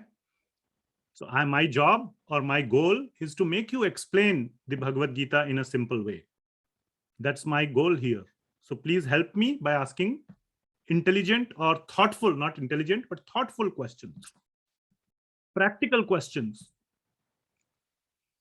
I tried this, it didn't work. Can you explain why it didn't work? This is what I did, or that, or what about this? What about that? Ask me practical questions like this. Applicative questions, not that much informative questions. We'll go a little bit over, few minutes, 5 minutes, and then we'll stop. Say if anything done in act of self-defense with no time to think, or that which occurs accidentally, which is not premeditated intent, results in harming of other life, will that result in bad karma? Very good question. No. No. Okay, especially if you are doing devotion, bhakti. Accidental fall downs, accidental mistakes, Krishna forgives. The answer you should find in, we will cover this in chapter 9, verse number 29 and 30. I'm just giving you a pointer. I had said in the beginning of the class, all questions, serious life questions, can be answered from Bhagavad Gita. So I'm referring verses to you, from where and at what point in Bhagavad Gita we will deal with these topics. So chapter 9, verse numbers 29, 30, or 30, 31, we will deal with this. And in Bhagavatam, Lord Krishna says, it is written that in self-defense, if a tiger is coming and pouncing on you, and if you have a gun, yes, you should kill the tiger if he is going to pounce you and eat you. Okay? But you should not go hunting for the tiger. And then if he pounces, it's not like that. But if he just happens to come, I see some YouTube video or something where tiger and leopard was seen in somebody's, front yard or backyard, just because, he came in the village or in the town. Or if a dacoit or a, person is coming and trying to, kill you in the night, of course you must act in self-defense.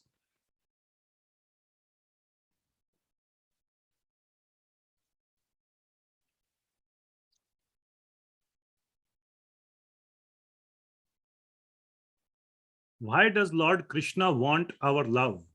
Isn't that a more human trait? No. Love is not only a human trait, it is a spiritual trait. Now, there is a difference between material love, which is lust or kama, and love, true love, real love. Love which is defined by unconditionality. We had talked about this, I think, in the last class. Ahaituki, no hetu. Ahaituki, that is real love, and defined by service or seva or sacrifice.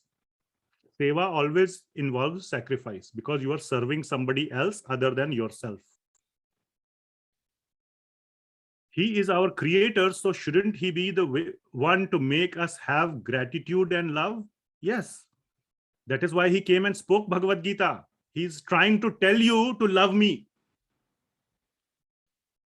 So he is trying to make us have gratitude and have love by speaking Bhagavad Gita. Imagine in Krishna, Lord Krishna is saying, come and love me. Come to my Sharana. Maam ekam Sharanam Vraja, 18.66. Come to my Sharana. Give yourself to me. Which father says like this to a child? Come love me. There is some abhiman, some ahankar in the father also. How can I tell my child you should love me? Uske man mein hona chahiye. He should feel like loving. But here Krishna is coming down to the level of saying, come love me. So yes, he is trying to tell us through Bhagavad Gita, through the Paramatma in our heart, he tells us. We are the ones who are choosing to ignore him. So he is trying to do everything to call us towards him. Okay. Next question. Going back to what you said, detach yourself from what you fear to lose. After seeing it written every day, said, were you able to get there? So this person is asking me, was I able to get there? No, not fully, but I am on the journey. I am certainly on the journey. I am trying my best. And yes, I have made some progress. Yes. It is a journey, but it doesn't mean that I am completely there. But I am putting in very, very sincere effort. I feel that. Again, I should not self-praise myself like that. But yes, just to mention, yes, I am trying very hard. And yes, it is working. It's a long journey. And I am not getting disappointed that I am not completed have not reached the finish line yet. I will keep trying till the day I die. And that is the best I can do. Okay, we will stop there. Yeah, somebody has a hand raised. Would you like to unmute and ask?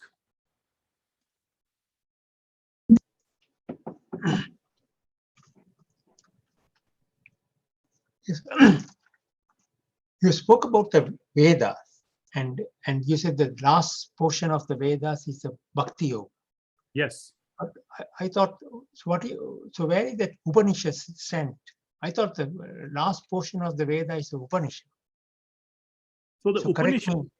No, so the Vedas, when I talk about the Vedas, I'm talking about the major Vedas, among which are the 4 Vedas, among which primarily are the 3 Vedas, which are also mentioned in the Bhagavad Gita in chapter 9, which is the Rig Veda, Sama Veda, and Yajur Veda.